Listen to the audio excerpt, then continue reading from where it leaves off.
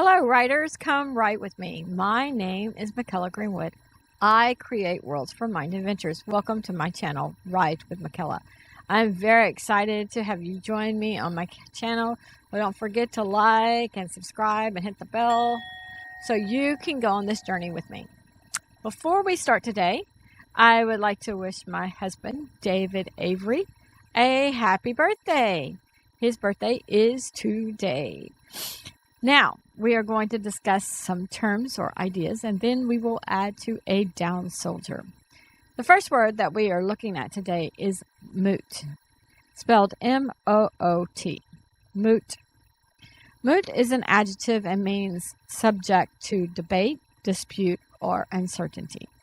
The synonyms for this definition are debatable, arguable, questionable, doubt, disputable, problematic, controversial, contentious, vexed, disputed, unresolved, undetermined, and a few more. The second definition means having little or no practical relevance, typically because the subject is too uncertain to allow a decision. As a verb, moot means to raise a question or topic for discussion, suggest an idea or possibility. The synonyms for the verb form are raise, bring up, broach, mention, present, and a few more. As a noun, there's a historical definition, which means an assembly held for debate, especially in Anglo-Saxon and medieval times. And a law definition, which means a mock trial set up to examine a hypothetical case as an academic exercise. For our stories today, we will focus on the adjective form. Normally, when I hear this term used, it is with the second definition of having little or no practical relevance. So, before we dive in further, remember, there is perspective. Something that's moot to me may not be moot to you. For example, someone leaves the car windows down and it rains and a lot of water gets in the car. I may feel that knowing who did it is moot because I think we need to take care of the danger or the damage. Excuse me, not the danger, the damage. I want to take care of the car. I want to get the car fixed. Someone else may feel like it's more important to know who did it and punish them. So, in our stories, we may have situations that come up like that, including situations where the moot point could become relevant later. Think instead of a car with water, you find someone with a lot of stab wounds. Until you get care for that person, who stabbed them is a moot point. They are hurt. They are bleeding. They need help. They need it now.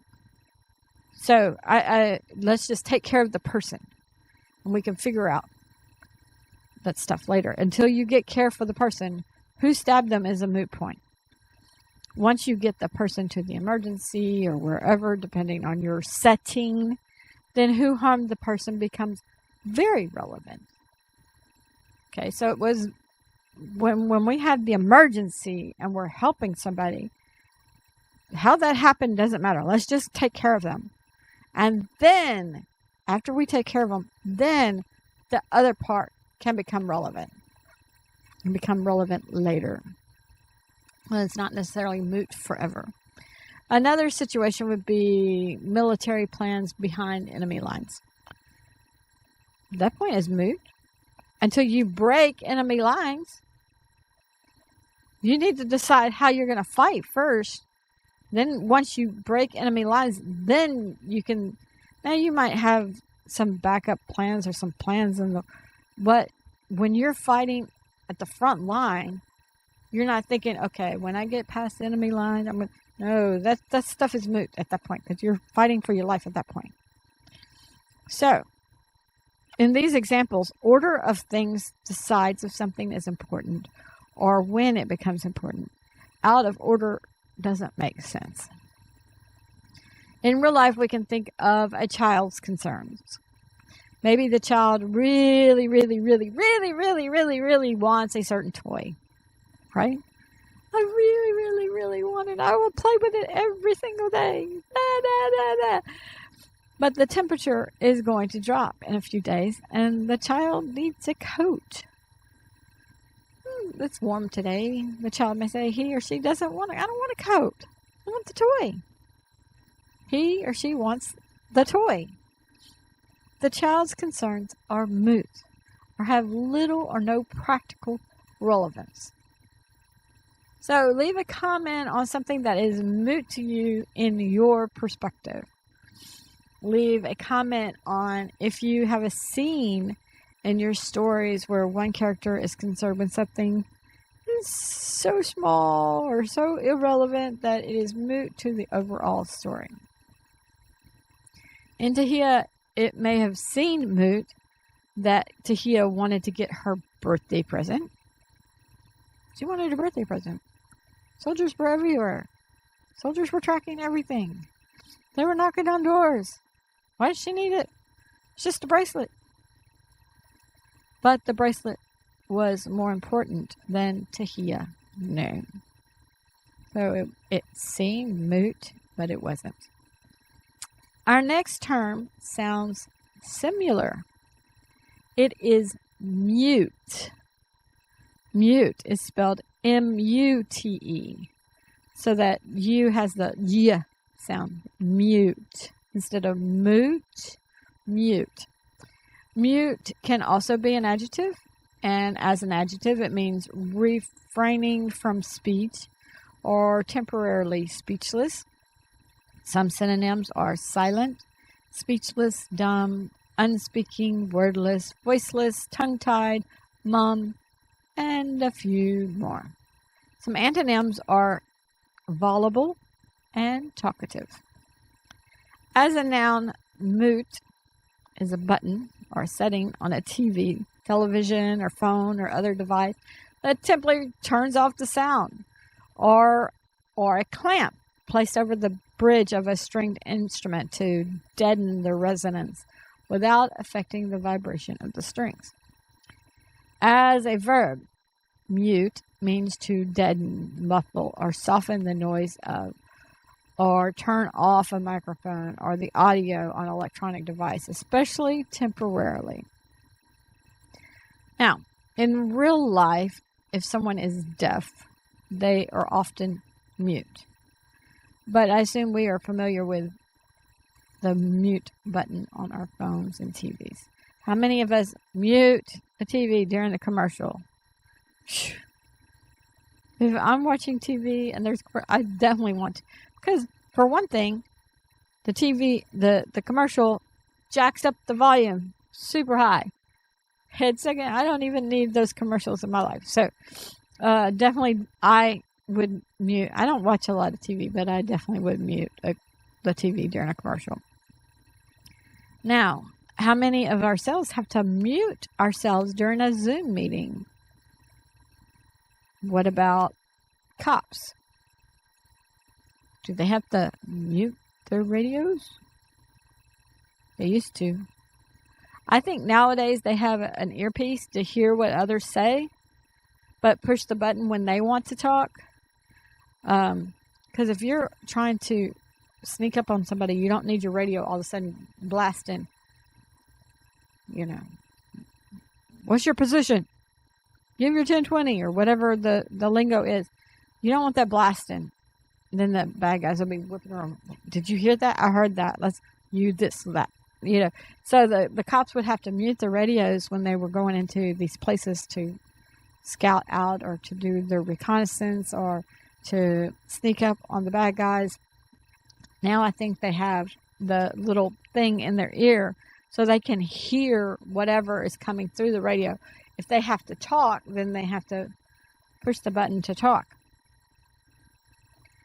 Now, this is real life. There was a safety class that we took at one of my jobs, and it had to do with an active shooter or active shooter training kind of thing. Of course, one of the first things was to get to safety, right? First, you want to be safe. Soon after that, the cops or whomever was presenting strongly encouraged us to mute our phones and turn off any alarms. Why would you think that? Think if you were hiding in a closet and the shooter was walking past, or even opened the door and saw the mop and the broom and you were in the shadows, and just as the intruder is shutting the door to the closet, your phone beep, beep, beep, beep, beep, with a text message. Oops. Mute your phone. In that situation. Now, in our stories, we might have situations where we want to mute something. In our cave stories, Solera would have muted her breathing if she had been able to do so. In Cujo, the mother and son were stuck in the car.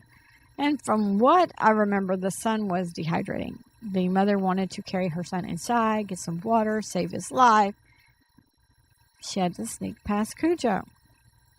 If you haven't watched this 1983 film, then Cujo had rabies and was at a car repair home in a small town. So this home was like country, so people wanted their cars repaired. They drove to this person's house. The owner had gone on vacation. And so the mother needed help with her car. She drove up.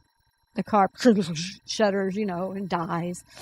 And wouldn't start again. So here she is in the middle of the yard.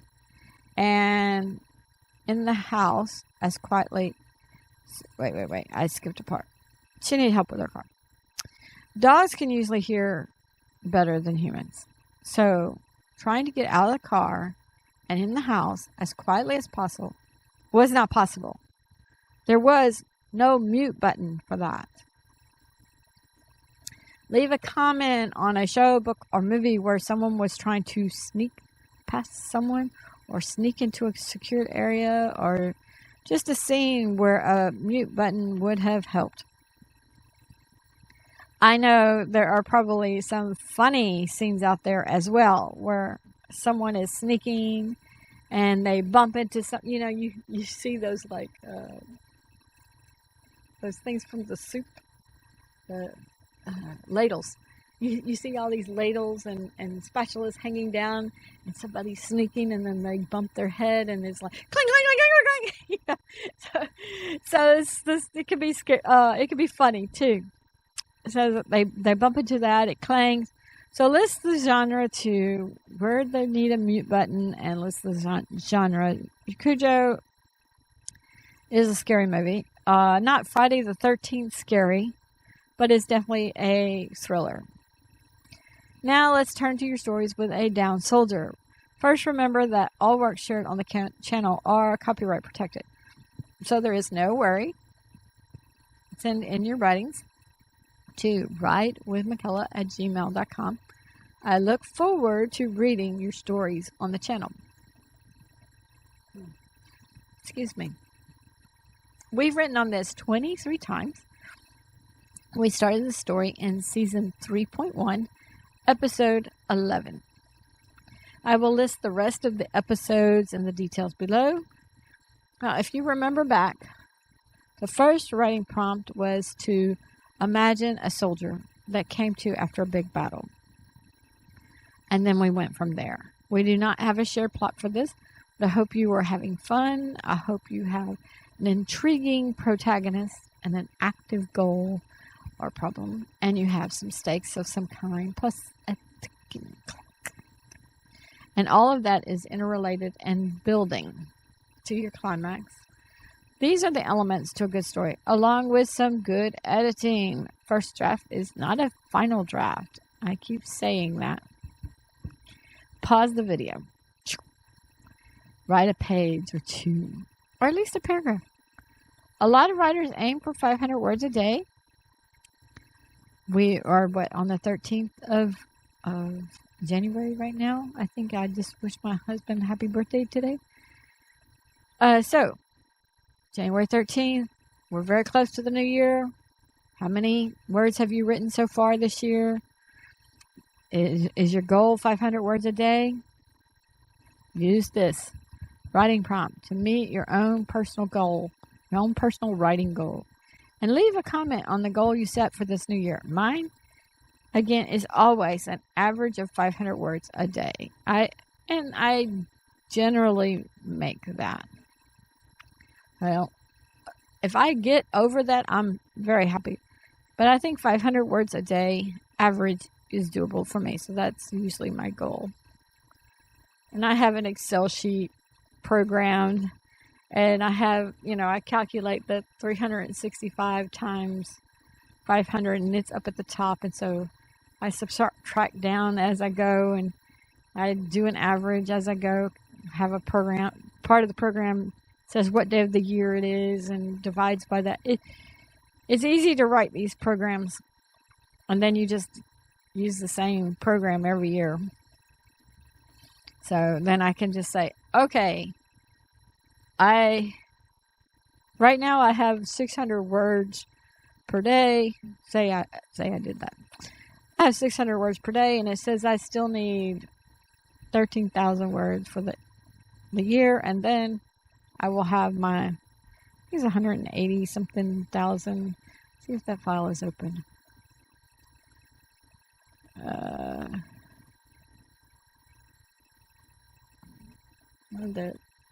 Okay, so the total for the year is 182,500 words. If you take the 365 and you multiply it by 500, that's what you get. Of course, leap year, in 2024, I had to have more because I had to have the 366 days of the year. Let's see if I have that. Was 24 the leap year, or was it 22? Yeah, 24 was the leap year, and that was 183,000 even. So, yeah, that makes sense, because 182.5 plus 500. So, anyway, I have an Excel sheet. I put the date, and then I have a formula to calculate the day of the year, and then I have a column for what book I'm writing on, and then what the word count start is. So, like, if I'm writing, right now I'm writing mostly on elementals, and so if I start on the elementals, I'll put in how many words it starts with, and so if I started that today, I would probably put 75,893. And then the next column is how many I end with. And the next column just calculates how many I added. So you can make the Excel sheet as elaborate or as plain and simple as you want, but that helps you keep your goal. That helps you focus, helps you know where you are at your goal. It keeps you accountable to yourself. So I recommend doing that, setting a goal, and setting a measurable goal, not just a goal. We set goals all the time, but we don't make them measurable. Like, okay, I want to be healthier, but we don't say how we want to be healthier. Okay, I want to be healthier because I want my blood sugar in the morning to be 65, around 65. Then I know that I'm healthier. Or I want my blood pressure numbers to be blah, blah, blah, and I'm off my blood pressure meds. You need measurable goals. Then, after you get your measurable goals, you need some kind of way to track your progress. Otherwise, it just kind of slips away. Anyway, back to what I'm saying. Okay, we're going to write on this. Use this writing prompt to meet your goal, your measurable goal. And if you can put it in an Excel sheet or something, then do that. And then come back after you write, and I will read what I wrote.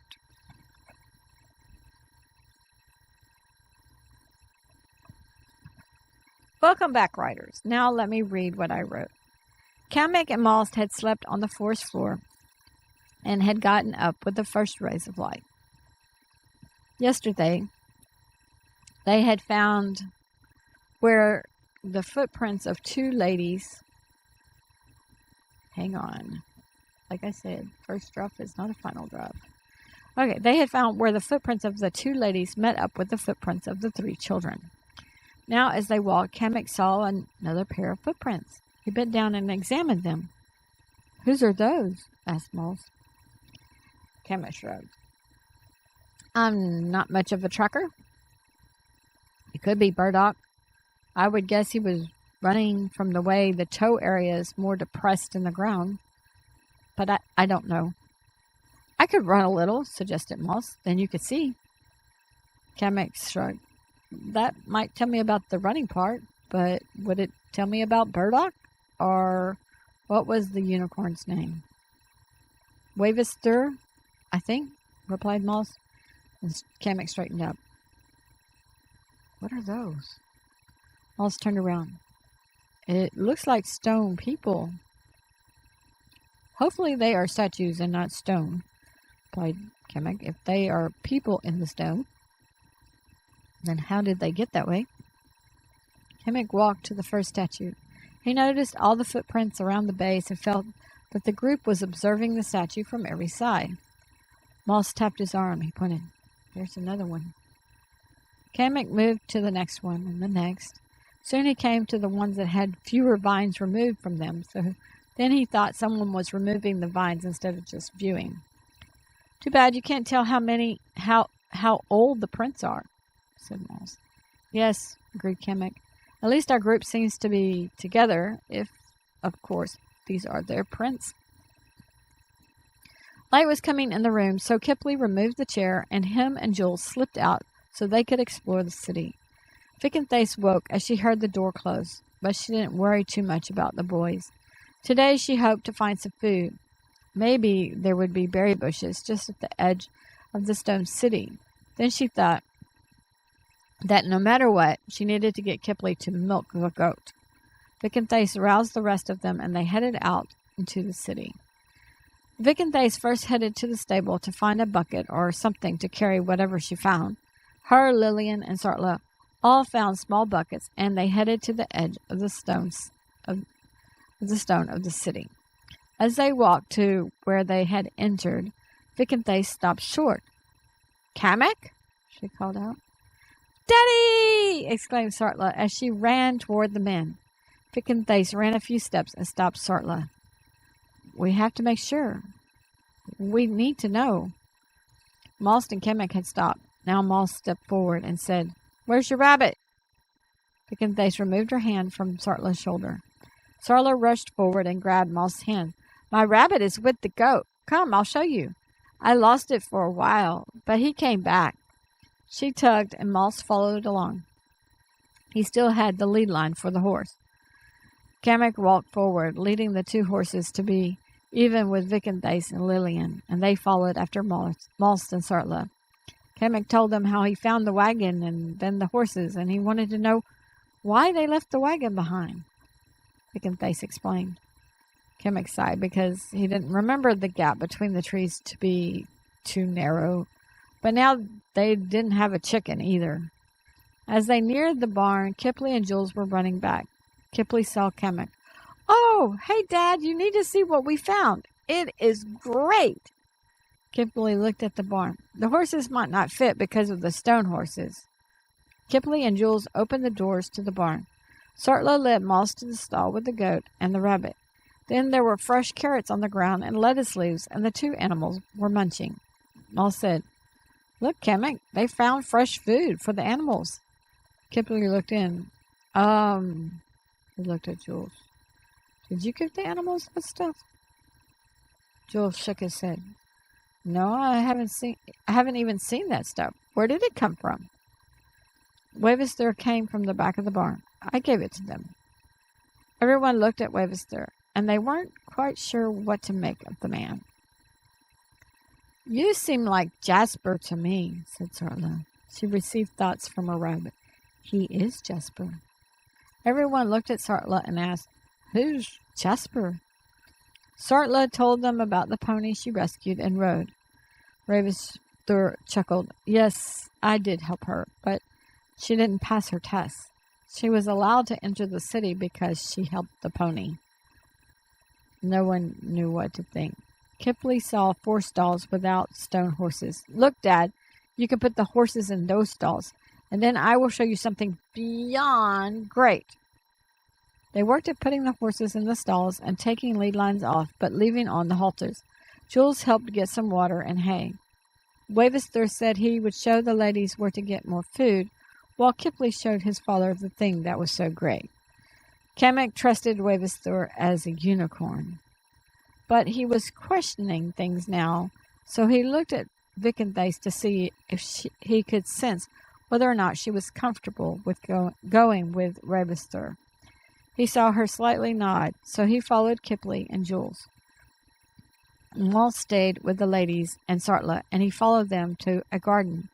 The garden looked well cared for, and this astounded Vicanthace.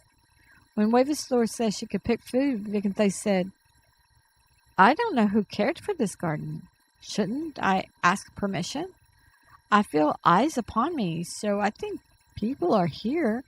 That means this is their garden." Wavesthor motioned to the statues all around. They have cared for the garden, and in their current state,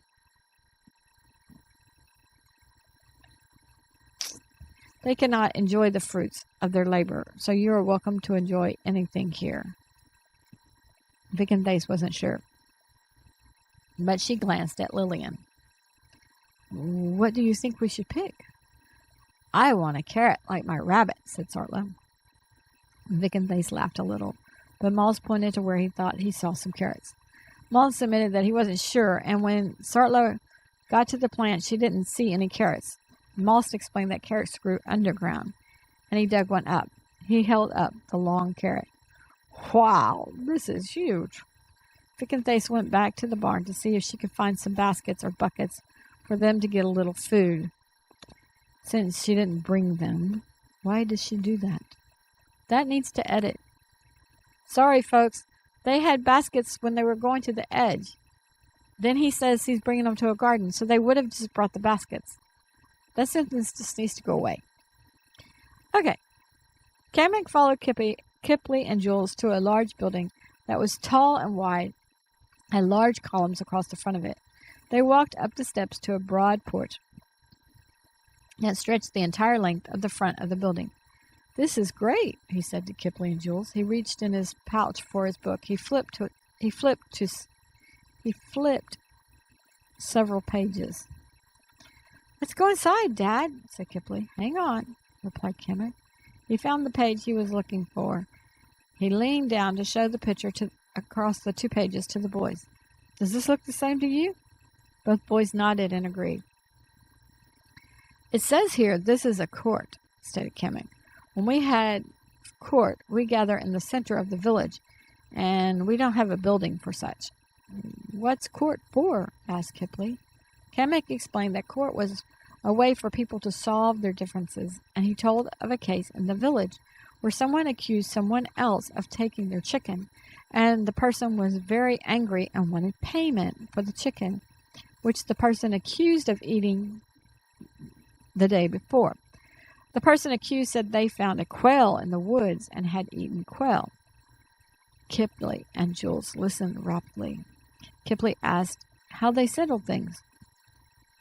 Kamek said they decided to wait 3 days, and everyone was to look out for the chicken. For a chicken. I should say the chicken. The chicken, and the accused person was to show the butcher the bones to verify if the bones were from a chicken or a quail. But the butcher said he didn't know which animal the bones were from. Kamek finished by saying a little girl came running into the center of town on the 3rd day saying she found the chicken. The whole village went to look, and the chicken was tangled up in some vines. Kamek said no one knew how the chicken got tangled, but the case was solved. Kipley and Jules thought on that because neither knew if they would have charged the accused for the chicken or believed the accused about the quail. Kipley looked up at the building. They must have some difficult cases in here. Kamek chuckled. I think no matter how difficult a case is, you never want to jump to conclusions. Now, is there a particular place in here you want me to see? Kipley and Jules enthusiastically agreed, and they led Kamek into an inner room. The inner room had statues all around. Some were women, some were men. There was a throne in the back of the chamber with stone knights to both sides. In front of the throne was a glass case, but the lid was open on the case. Kamek flipped a couple pages in the book and looked at another picture. Then he took out the glass, read the passage. Excuse me. Kamek closed the book and put it away. He got out the amulet and looked at it. From what he could discern, the amulet went in the case. He rolled the amulet over in his hand several times. Kipley and Jules just watched him. Okay, writers, that is what I'm adding. The word count was a little over 1,600 words until I take out that short little paragraph about her going back to get baskets that she had. So that would take off maybe 10, 15 words. So it should still be close to 1,600 words. Leave a comment on if you would have trusted Moss and Kamek to be Moss and Kamek. Leave a comment on the stone people tending a garden. Are they really doing anything? Or is it just magic? What's going on with all these stone people? In the garden, in the court. Leave a comment on the amulet. Do you think it goes in the case? And leave a comment on what you think will happen if Kamek puts the amulet in the case. Even if it doesn't go there. If it goes there, maybe one thing will happen. If it doesn't go there, maybe something else will happen. But what would happen if he puts it in the case? Join me Friday for Princess of Norwin and Staggergard. Join me Tuesday for a little jargon and adding to your story with a setting. Leave a comment below on which story is your favorite so far. It could be your favorite that you are writing. You could be like, oh, I'm having so much fun with this story. I just want to write on this all day. So that could be your favorite, or your favorite on the channel, or a favorite you've read. Also, leave a comment on what you are currently reading. I am reading Learn to Read Hebrew in 6 Weeks by Mykela Schaefer. It's illustrated by Ken Parker. And in this book, they illustrate a letter to help you remember the sound it makes. But some of their pictures are a stretch. Like it looks kind of like a circle with a little point like out of it. And I guess it'd be the other way for you. Anyway, they say that it makes an S sound, and it's like a circle, and it has a snake, but it's just like, I don't know about that.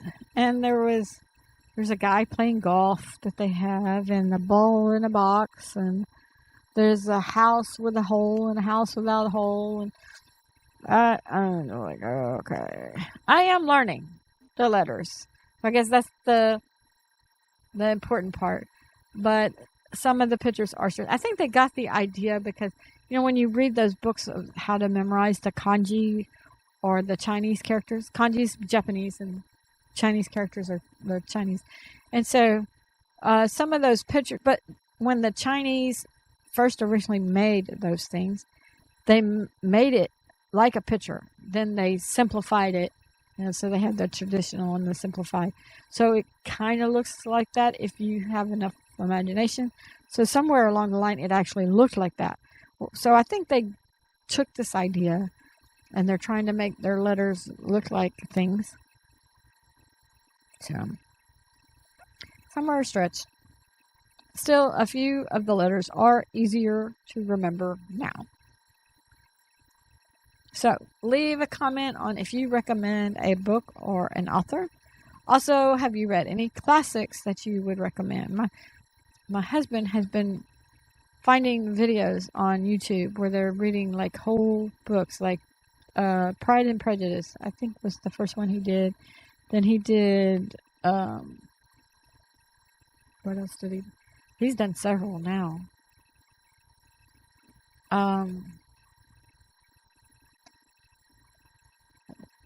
I can't think of them. And he's done several classics, and they're on YouTube, and he just watches. Some are like 18 hours or, different times.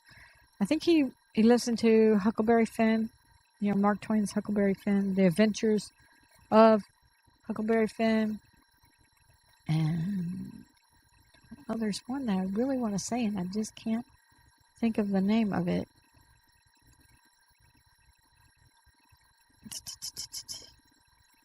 Anyway, he's listening to him. He doesn't really read so much because when he reads, he kind of gets sleepy and can't focus on it. But he's enjoying listening to these books, so that's good. That's good. So now he's found a way to get some stories. And so leave a comment. Can you sit and read a book for hours? I know people that could read. I mean, they could read all day, all night, and not fall asleep. They just could read. They have no problem with it. Sometimes I can read. Like yesterday, I spent most of the day reading. And then sometimes I'm falling asleep. So leave that comment. Can you just sit up and read, or do you have trouble reading? Don't forget to visit my website, bymykela.com. Read some character bios, send your writings and chapters to writewithmykela@gmail.com. Leave comments on your favorite characters. If you read some classics, then maybe you could leave comments like, oh, I like Huckleberry Finn, or I like Jim, the slave in that book. And actually, they've written a book from Jim's perspective, and it's called James. I haven't read that yet, but I would like to. If you hit like and subscribe and the bell notification, then we will continue to write together, and other people will have a higher chance of finding this video and this channel, since your likes will push video out to a greater audience. Thank you for joining me today. I really appreciate your participation. If you know someone who would like this video, please share it with them. This is Mykela. Visit Write with Mykela. Bye for now.